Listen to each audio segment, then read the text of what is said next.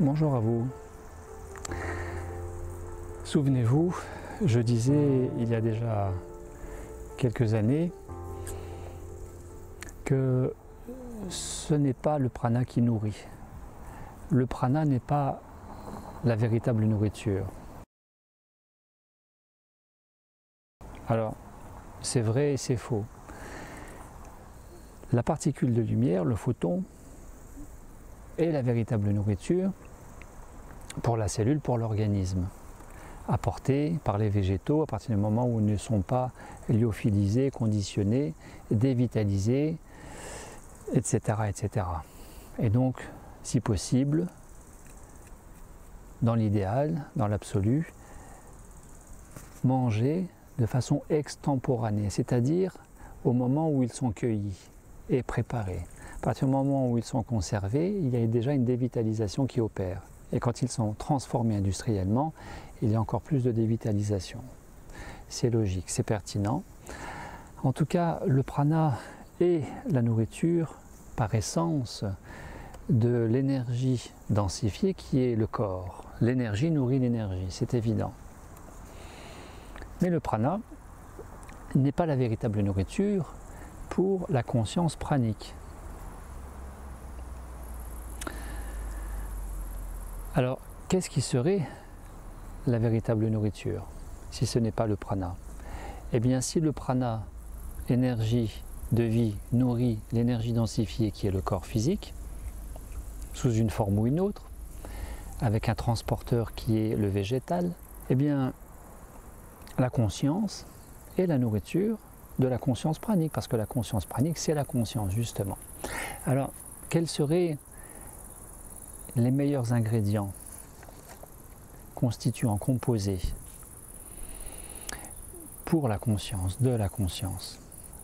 À cela, Fabienne, qui est en pause alimentaire pranique en ce moment, aujourd'hui son 13e jour de pause alimentaire, bravo à Fabienne.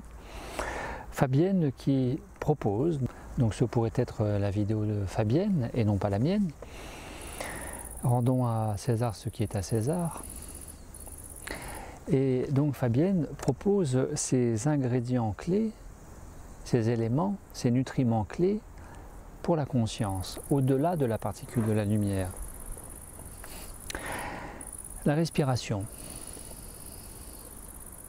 la concentration, le pouvoir de la suggestion, la méditation, la visualisation, la gratitude. Eh bien, bravo à Fabienne, car on est vraiment dans quelque chose de tout à fait pertinent et de cohérent pour la physiologie biologique, cellulaire, et pour la physiologie globale des 4 dimensions, ou en tout cas des 3 dimensions de cette physiologie biologique, qui doit aussi inclure la dimension mentale, cognitive, la sphère de la conscience inférieure mentale ou conscience supérieure, conscience tout court, et la sphère émotionnelle. Qui dit sphère émotionnelle dit émotion versus sentiment. Exemple, la joie et l'amour. Une émotion, un sentiment. Tout cela concourant à cette dynamique ascensionnelle, expansive de la conscience déployée et qui permet d'accéder au fameux spirituel, qui n'est ni nulle part, ni ailleurs qu'ici et maintenant. Car en réalité, comme le dit si bien Pierre Leray-Guillemet,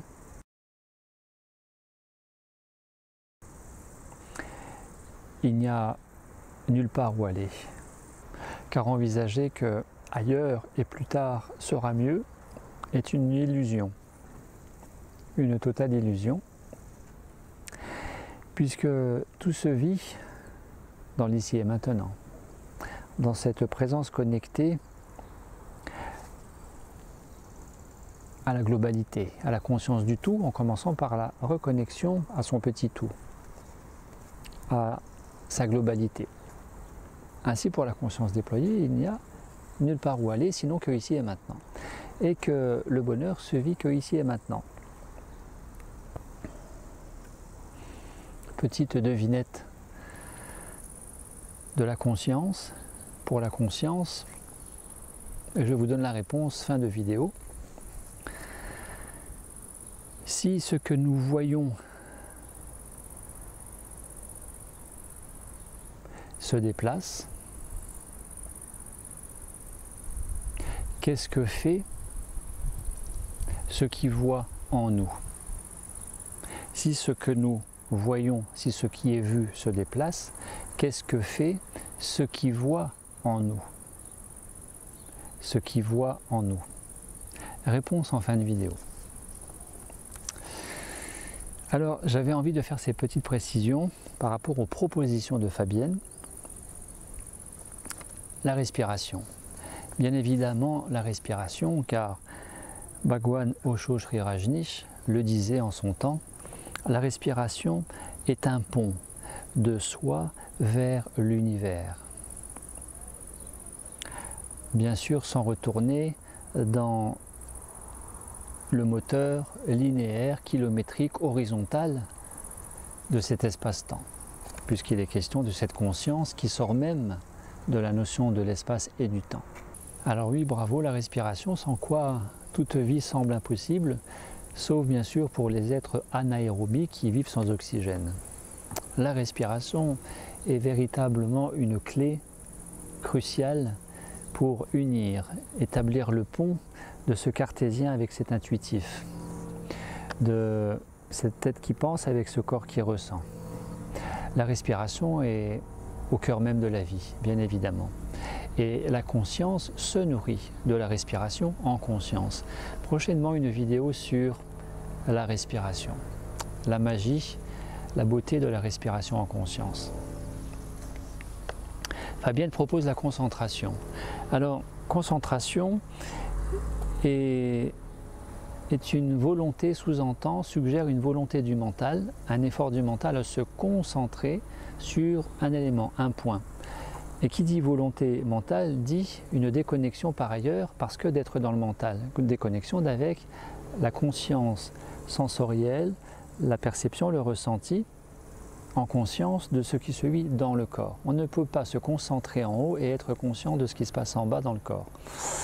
Ainsi, de manière à mettre du laisser-faire dans le faire, du lâcher-prise dans cette volonté d'atteindre tel et tel objectif, qui n'empêche pas légitimement de vouloir atteindre le meilleur pour sa vie et se réaliser, eh bien, mettre du non-lâcher-prise dans ce que nous entreprenons, c'est une chose, mais mettre du lâcher-prise dans le non-lâcher-prise, de manière à être dans ce faire et se laisser faire, sans rien lâcher et aller jusqu'au bout, grâce à cette conjonction, composition, cet équilibre subtil, lié au ressenti, que ce n'est pas toujours le bon moment, c'est pas toujours comme ça qu'il faut faire, et que de laisser mûrir, de laisser l'inspiration nous piloter, nous guider, eh bien, permet aussi de conjuguer intelligemment avec cette intelligence intuitive, corporelle, intelligence du cœur, composer avec tout cela, tous les paramètres du moment présent, et ainsi plutôt que de jouer les Jean Valjean, de soulever la charrette pour dégager la femme qui était coincée en dessous, dans Les Misérables, et de se casser le dos, ça c'est la volonté, se concentrer pour soulever la masse, eh bien, de laisser l'inspiration, l'intuition, l'imagination, qui sont les ingrédients, les véritables ingrédients de la conscience, ou plus particulièrement l'anatomie de la conscience, par quoi se caractérise la conscience qui se diffère aussi, qui se distingue aussi du mental, les trois I de la conscience, intuition, imagination, inspiration. Ainsi, à concentration, je suggérerais plutôt porter son attention sur l'attention, la présence vigilante. Vous voyez cette notion de laisser faire, lâcher prise, relâchement, tout en étant présent. C'est une qualité de présence plutôt qu'un effort de la volonté à se concentrer. Je sais bien, les parents disent toujours à leurs enfants « concentre-toi sur ton devoir ». Les sophrologues, les relaxologues disent « concentrez-vous sur votre respiration ». Et en soi, parce qu'il y a un effort de volonté, une volonté qui veut vraiment, il a déjà une crispation, une tension qui est mise en avant. Or, il est question de détendre, de relâcher, tout en étant dans ce ici et maintenant, non pas par la concentration, mais par la présence. Numéro 3, Fabienne suggère le pouvoir de la suggestion. Soyons dans le pouvoir de l'intention. Soyons dans cette intention, qui est encore un I, qui est le 4e I de la conscience. Inspiration, imagination, intuition, intention. La suggestion, je suggère, et plus bas, le 5e point, je visualise que c'est un résultat à plus tard, à ailleurs, peut-être à demain. Je projette, comme disent les sophrologues, je fais une projection, une futurisation à plus loin et je visualise que les choses sont réalisées. Or, dans les sciences de la conscience, dans les sciences quantiques, dans les principes phares de la loi d'attraction quantique, eh bien, il est question de ramener au présent et de considérer qu'au présent, les choses sont déjà là. Ainsi, le pouvoir de la suggestion, je le propose comme étant pouvoir de l'intention, du présent au présent, d'où cette qualité de présence, dans le lâcher-prise, simplement dans cette présence vigilante. Alors je répète bien sûr. Numéro 4 pour Fabienne, elle propose de façon très pertinente la méditation. Méditer, s'il y a lieu, revoyez ce que j'ai déjà dit dans cette et ces vidéos autour de la méditation. Méditer, c'est faire le pont entre l'analytique, le cartésien, et l'intuitif, le perceptif. C'est faire le pont entre pensée et non-pensée. C'est très simple. Méditer, c'est écouter, ressentir, observer. Observer avec les yeux, mais observer avec les oreilles, observer avec le kinesthésique de l'esprit, qui est de fermer les yeux et d'imaginer le velours doux et en même temps rugueux que peut constituer une aile de sauterelle. Bonjour la sauterelle qui est devant moi, par exemple. Méditer. Méditer, bien sûr, permet de temporiser l'importance du mental et de l'ego du mental égotique, qui veut prédominer, comme à son habitude. Méditer permet d'apaiser les émotions, de ralentir les pensées et de prendre de la hauteur sur ce pouvoir que tend à maintenir sur nous-mêmes et sur nos vies le mental, les émotions perturbantes, elles-mêmes perturbées très certainement, névrosées, ces émotions. Et entre le mental analytique et les émotions, de tendre plus facilement à nous désaligner qu'à nous aligner. Or, la méditation permet de s'aligner, permet de se déployer. Dans le lâcher-prise, c'est simplement cette présence vigilante. Tout ça étant de la nourriture pour la conscience. Conscience pranique, conscience de tout ce que vous voulez, la conscience pranique n'est pas plus pranique, elle est la conscience. Numéro 5, Fabienne propose la visualisation. Visualisation procède du visuel, donc de l'organe des sens, la vue. Pour la conscience, il est davantage question de l'imagination plutôt que de la visualisation, imagination faisant appel à l'imaginaire. L'imaginaire étant lui-même inspiré par ses sources d'inspiration, d'imagination, etc., de créativité. On ne sait pas vraiment d'où cela vient. Est-ce que nous sommes inspirés de l'intérieur par toute notre dotation, notre richesse au travers de nos années passées et d'expériences vécues qui nous enrichit de tout cela et qui ressort sous une forme ou une autre qu'on appelle l'imagination, la créativité, ou est-ce que cela procède d'une source extérieure qui nous chuchote à l'oreille, un guide, une présence, qui nous suggère à notre insu, peut-être lors de notre sommeil, nous ne savons pas trop. Et puis numéro 6, Fabienne propose la gratitude. Oui, bien sûr, la gratitude, parce que la conscience se démarque de la pseudo-conscience du mental égotique, qui lui, mental, est rattaché à l'ego. et qui pour l'ego,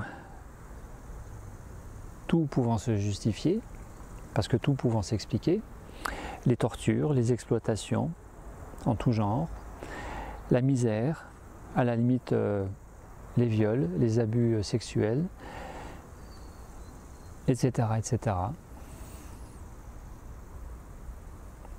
Et alors que pour la conscience, qui elle-même est rattachée à la conscience corporelle, et surtout à la conscience du cœur, la conscience est dans la gratitude parce qu'elle est tout simplement dans l'unité, et de réaliser la beauté du vivant, de la vie, qui nous constitue, qui nous compose, qui nous meut à chaque instant, mais aussi que nous incarnons pleinement, car nous sommes la vie. Alors gratitude à la vie.